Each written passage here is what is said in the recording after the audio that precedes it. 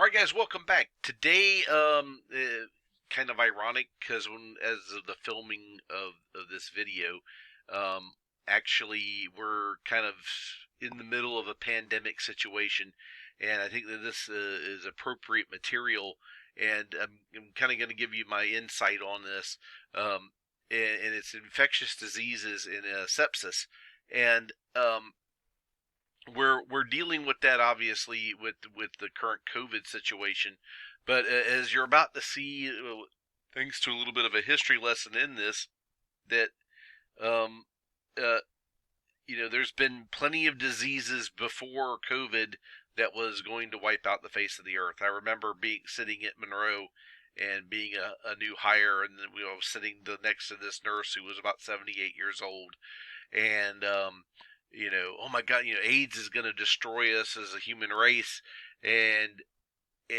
aren't you? And everybody's fearful, and they don't have knowledge, and this little old nurse is sitting there, she starts naming off the diseases that she had been through in her career, polio, smallpox. And she started naming these off sequentially, and she's like, there will be another disease that's going to come along, guys. And that was kind of her point, was is that as long as we deal in medicine, there's always going to be a new and great disease that's going to tear us apart. And again, I think knowledge and precautions, I think, are very needed in this case. And so many times we kind of jump off the deep end. This is going to be a three-part series, guys, and some of this is going to move kind of quick. And the reason that I say that it's going to move kind of quick is because we've actually covered a lot of this already as far as HIV, AIDS, bloodborne pathogens. And so, but we're going to focus on very specific diseases with this, okay? And unfortunately, we're usually the first that get to encounter the people with the communicable diseases. They call because they're super sick and they don't know what's wrong, and unfortunately we have to deal with them. And I think that as first responders, actually, and you guys doing your clinical rotations, I think that you've seen that firsthand, okay? So again, let's not dwell on what we already probably know. But the biggest thing is here, guys, is that there are so many things that can cause an infection, not just viruses, okay? You got bacteria, fungi, protozoa, helminths, and we'll go over what these are. And what about if you're exposed to hazardous materials? If you're exposed to other types of chemicals, so that kind of falls all into this. And the other part of this is the sepsis part of it. Once the infection happens, what exactly happens? Epidemiologists, by the way, are the healthcare people that study this, and obviously they're kind of like the gurus right now. In the fact that they are the ones. Actually, if you guys don't know, Rod is actually, that was what he did his master's in public health on, was epidemiology. So again, he's an incredible resource that we would use in a case like this. So again, the demographic, when we talk about that, is a certain population. And the index case is the one that is the first one, the infectious agent to the population. So in this case, a matter of fact, COVID-19 is actually not the first strain of COVID that has come out. And I think a lot of people don't understand that. It was just a really nasty bug is what it was, okay? And again, the biggest problem with that is that when they were getting that, it was the biggest problem with the COVID was it was crystallizing the lungs, okay? So we have to evaluate the patient, what's going on in the environment. Is there something else going on? Are we running multiple? And unfortunately, we usually don't start putting two and two together until we've run 3, 4, 5, 6 calls. Like, you know what? These guys have the exact same symptoms. Uh-oh. So again, your local agencies are the first line, and then the state has the health departments or the board of health, and then the U.S. Department of Health and Human Services and the CDC are the ones at the federal level that help coordinate these responses. Okay, the CDC researches the infectious diseases, and again, in NIOSH is again the standards that prevents infectious disease in the workplace. Most of the guidelines that you get are not. They are OSHA guidelines, but they're also NIOSH guidelines. Okay.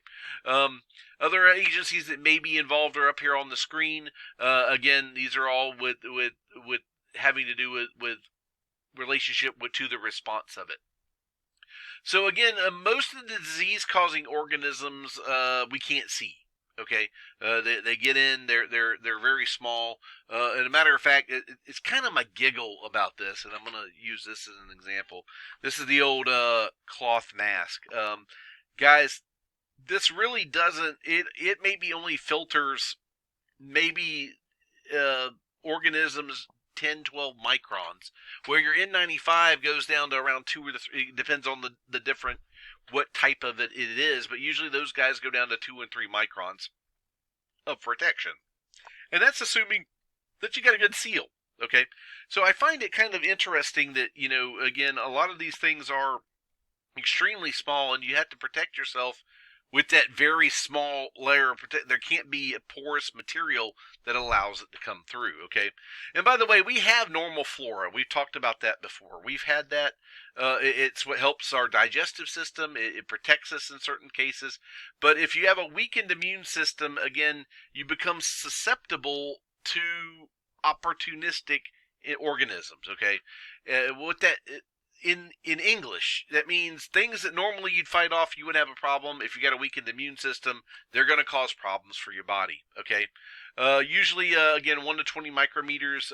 They're prokaryotics. Again, these are the bacteria, and they reproduce independently. By the way, so and then the gram stain. That's what we use to determine what type of antibiotic, because of the cell wall around the bacteria. Okay, so if you've got a gram-positive cell wall, you're not going to be able to treat it with a gram-negative, and vice versa. By the way, if you try to treat a gram-negative, trying to get those antibiotics into a gram-positive, it's not going to work.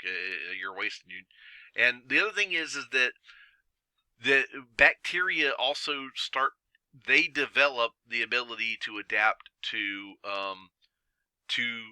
medicines that we give them.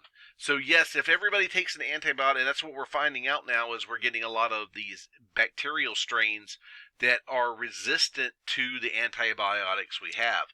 And it's truly a nightmare for us, okay? There are different shapes of the bacteria, the cochlea rod spirals. Take a look at that in your book, okay? And again, they can do two things. They can damage the actual tissues, but they can also release exo or endotoxins. And what usually happens is the endotoxins, the cell will burst, and then it releases it. Exotoxin, where they actually shed the bacteria during bacterial growth. Again, and can cause major issues for the body, okay? There's different antibiotics that are required to treat different bacteria, and I want to very much stress that point, okay? You got to have the right antibiotic, because if you don't have the right antibiotic, it's not going to work, okay? Viruses, again, are a lot smaller. They require a host cell in order for them to reproduce. They go into the nucleus of the cell, they start changing the genetic code, and that's where you get a problem with that, okay? And they only grow and reproduce inside the host cell, okay? And there are, as of the writing of this slide, 400 types of viruses. I'm sure that there are actually probably a lot more of them now. Prions, these guys are disease-producing agents, as known as slow viruses. Again, these are your Creutzfeldt-Jacobs diseases. Mad cow disease would be a good example of a prion. Okay, and some of the fungi, again, these are your yeast or molds. They like to grow in, by the way, feet is kind of a common place for you to get these guys. But they can actually start to grow inside or even on the skin of the patient. We talked about thrush when we were talking about ears, nose, and throat people. Again, the thrush is actually a fungus infection within the mouth, because again, your saliva, and it does not kill the fungi in the mouth through natural means, and therefore Again, you'll have to use an antifungal on these guys. Protozoas, again, they're usually a single cell. We deal with a lot of this with Florida because of the amoeba, okay, which actually goes in. It usually comes in through the nose, crosses the blood-brain barrier. It starts eating nervous tissue. Next day, they're dead. Okay, so again, they live everywhere. By the way, they usually get in the body by the oral fecal route or through. Mosquito bite, extremely rare for that to happen, but yes, it can.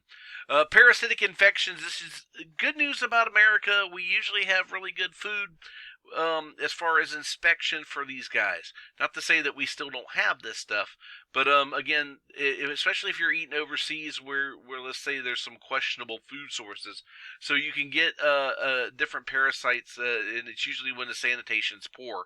Again, roundworms, I've known worms that actually live in the digestive tract that you can get that. So if you get, this is a good time to ask your patient, hey, have you been outside the United States in the last 3-4 weeks? You could even go even farther back because sometimes these things take a long time to develop, okay? Pinworms, these are very common. They're little tiny worms. They live in the distal colon. And again, they usually causes itches and infection. The hookworms, again, these are found in the larvae, usually in the stool of an infected animal. And we start getting a lot of epigastric pain, and the patient will actually get to a little bit anemic on you.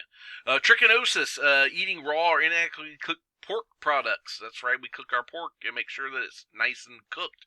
And then worms invade the heart, the lungs, the brains. By the way, that's why you want to do it. Otherwise, again, and it's very difficult, if not impossible, to treat. Again, remember, anything, animals, humans, we can give these things off. And when inhabiting animals or insect reservoirs, they usually do not cause disease. Okay, when the host is infected, they can the right time, right condition, right diseases.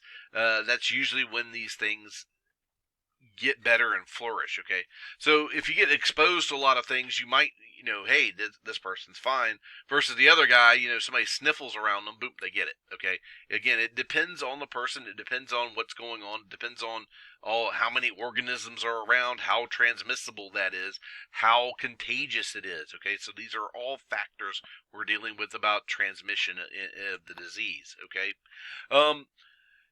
your bloodborne diseases, again, these are the ones that actually have to be transmitted. We talked about this. HIV is a bloodborne disease. Hep B is a bloodborne. Hep A can come through food. Okay.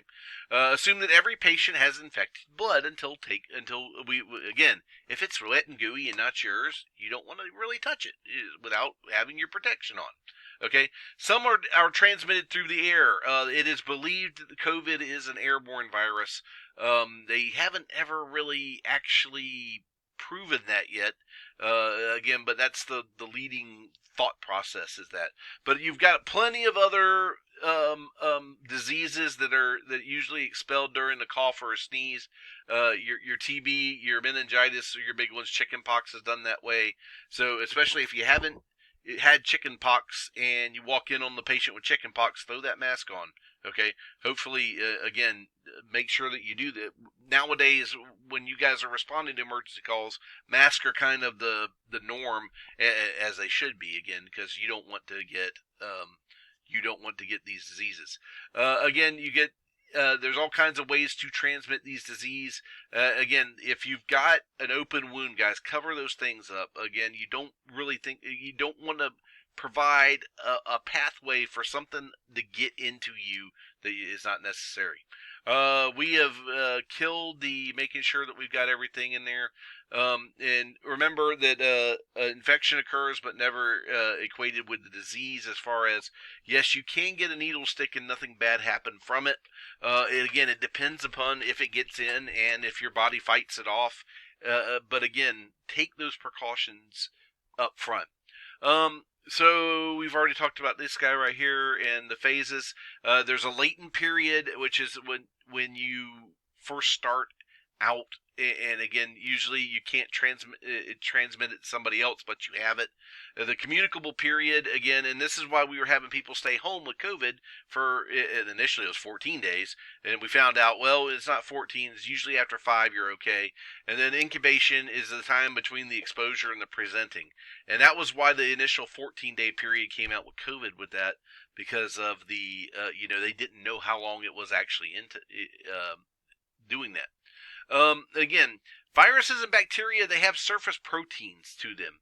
And again, and that's how our immune response is, because they recognize those protein sequences, and that's how they know to attack whatever. Again, window phase is the time between the exposure and disease and the seroconversion, and the disease period is when the onset of signs and symptoms until you get finally resolution. And I wonder why that slide is colored like that. Interesting.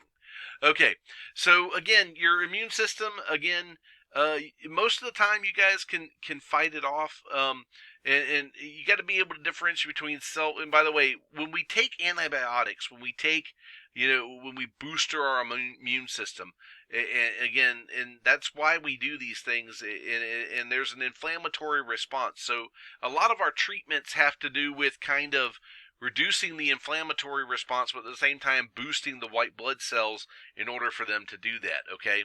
And we talked about this before, about how the immune system attacks it, kind of combines with it via phagocytosis. And phagocytosis, again, where it kind of surrounds the whatever it is that's bad, it protects it. Now you can see kind of where this might be a bad thing with viruses, because viruses actually they like to merge with the host cells. So that's one of the biggest problems with treating viral infections, okay? Again, immunities. Again, your T cells kind of recognize it. The immune system has a way to adapt itself, okay? But those things take time, okay? Matter of fact, it's one of the things that Washington did was he inoculated his at Valley Forge. He had his surgeons inoculate his staff. He lost 10% of his troops by doing that, but the other 90% were prevented from getting the smallpox, okay? So this is a way in which to booster that. We talked about this during the immune response and the immune system, and again, I just want you to be able to recognize when you see these letters that they are the parts of the response to the invasion, okay? These are the different cells that respond in different ways. Just be able to identify. And the only reason I kind of bring up the IgE is because they have a lot of mast cells in the respiratory and the intestinal tract, so you start producing mucus. That's why you get that nauseated feeling when you get sick. Again, the complement system is alternate pathways to react more quickly, and again, it's a cascade of a biochemical effect which increases the ability to fight these things off. The spleen, the thymus, the lymph nodes. Remember, these guys help destroy the white blood cells that have material in them. They are actually destroying them at that point. And then the fluid is the same composition as normal interstitial fluid. Thing, and again, everything kind of returns back, and your spleen, by the way, does produce the B and T lymphocytes on this. They are actually where they are actually created. Now, we've heard a lot about immunities: passive immunity, active immunity. Passive is when you receive antibodies from maternal circulation, and then active immunity is when you develop antibodies. And when we talk about like herd immunity, that's exactly what we're talking about, is you actually get the disease, you get a mild infection, but your body learns that, or by the way, active immunity also includes if you get the poke, okay? If you're getting a vaccine, that's what it does. It actually it develops the active immunity for your body, okay? Again, the seroconversion again is you are exposing to a microorganism. Okay, so again, back at Valley Forge, that's what Washington surgeons did, is they actually had the troops seroconvert by giving them an exposure on purpose. Okay, tetanus is rare but very frequently fatal, by the way, disease, and it's usually, and this is when immunizing against tetanus is a common practice in emergency medicine. And I find this interesting when people say, well, I don't want to take the vaccine. I don't want to take the vaccine. we've been given vaccines for a very, very, very long time. And I think it's because, have you ever seen a patient go through tetanus? Have you ever seen a patient go through a polio episode? Have you ever seen smallpox? Again, I will tell you, two of those three diseases I've never seen in my lifetime. I'm sorry, I've seen polio, and I have seen um, tetanus cases. I have never ever seen a case of small, and hopefully we will never see a case of smallpox, because again, that it's naturally occurring. I don't believe they've had a case since 1970. So again, it's very rare that you get these, okay? But again, it's because people have been vaccinated against these things, okay? Um, now, again, what are the things that we're going to do for infection control in the pre-hospital stage? Again, we prepare, we respond. Once we have our patient contact, we make sure we're protected, and then we recover from that, okay? And so, again, we make sure that we've got all of our PPE ready to go. For those of you that don't carry a gown and goggles in your little side pocket and an extra pair of gloves and your mask, you should probably start doing that, okay? Because you never know when you're going to get into something wet, gooey, and not yours, okay? So make sure you got everything done. Everything's cleaned. Everything's sanitized. Everything's ready to go, all right? Again, don't allow EMS personnel, if they're there and they're sick, they probably shouldn't be attending a patient, okay? As dumb as that sounds, yeah, have we all gone to work sick? Yep, we have. Again, but if there's ways to get around to having actual patient contact, that's probably a good thing, okay? And by the way, if you're there and you get a fever, it's time to go home, all right? Because again, you're spreading stuff. We don't want to spread stuff, all right? Make sure that you've got all your education on board. Again, that's kind of what we're doing right now. Again, prepare for it. Assume everything is infectious until proven otherwise, okay? Again, make sure that you use standard precautions with this. Again, don't do unsafe things. So we've kind of hammered that home during your initial training here, okay? Again, sharks, we never smoke, eat, or drink in the patient compartment. Again, why would you smoke around the oxygen? I don't know. And then don't apply cosmetics or lip balm or handle or contact lenses until you've washed your hands and you've cleaned yourself off from that. Again, we don't recap needles. Throw them in a sharps box. Anything that's been inside the patient that's sharp, let's throw them in there, okay? Again, take your standard precautions. I'm not going to harp on this stuff too much. But again, don't put a gloved hand close to your mouth or wipe your forearms. And again, if you do that, take that stuff off and then reapply whatever you need. Guys, pregnant healthcare workers, again, you got to be familiar with everything. And more importantly, there are some diseases out there, German mumps, the rubiola, that your pregnant patient absolutely should not be around, okay? And then make sure that we disinfect everything appropriately, okay? Enhanced precautions. So if you think that you're going to go, again, do the initial screening about 3 feet away from the patient, okay? Again, no one should have direct contact with a patient that may have Ebola or without wearing proper PPE, okay? And I think that goes for any of the communicable diseases. Again, you shouldn't be touching the patient unless you're there, okay? And again, make sure that we ask these questions. Has anybody in or around you? And again, they usually do these screenings in dispatch, but things happen in dispatch also. So be aware.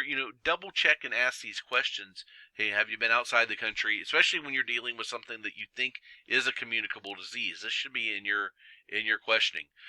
Guys, yeah, actually, this is during the Ebola scare.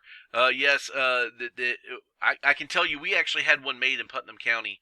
It was very specific in order, and it looked very similar to this, where literally we encapsulated the patient, and then we would all get into level C suits in order to treat the patient.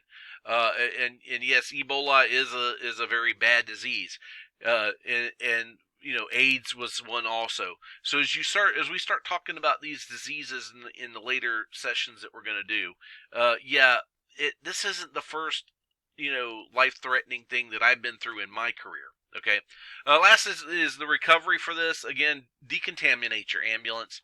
The good news is they've come out with lots of good things nowadays again, make sure washing your hands is probably the most effective thing that you can do. Scrub them out, okay? Make sure you disinfect your ambulance appropriately, okay?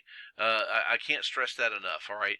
Put your biohazardous waste away, contaminate, anything that in your uniforms. Again, you should probably change uniforms if you've been around somebody infectious, okay?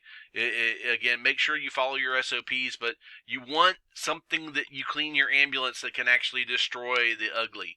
That you want to, you want especially if it's a very communicable disease. Yeah, probably your bleach wipe is and not only but then also an antibacterial, antifungal, all of the things that's going to kill the germs. Okay, that's what you truly want to have. All right.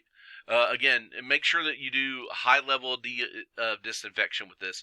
Sterilization, by the way, there is a difference between disinfection and sterilization. Sterilization means you destroy all the microorganisms. Usually requires autoclaving or heat treatments and for an extended period of time to make sure you kill all of the germs. Most of the things in your operating room, by the way, are sterile. Okay, so again, immediately report any exposures to your infection control officer, okay? Make sure that you do that. Even, you really need to do that, especially because if you contract it, they need to find a way to track that back. And again, by the way, the Ryan White Federal Act, we talked about this during MedLegal.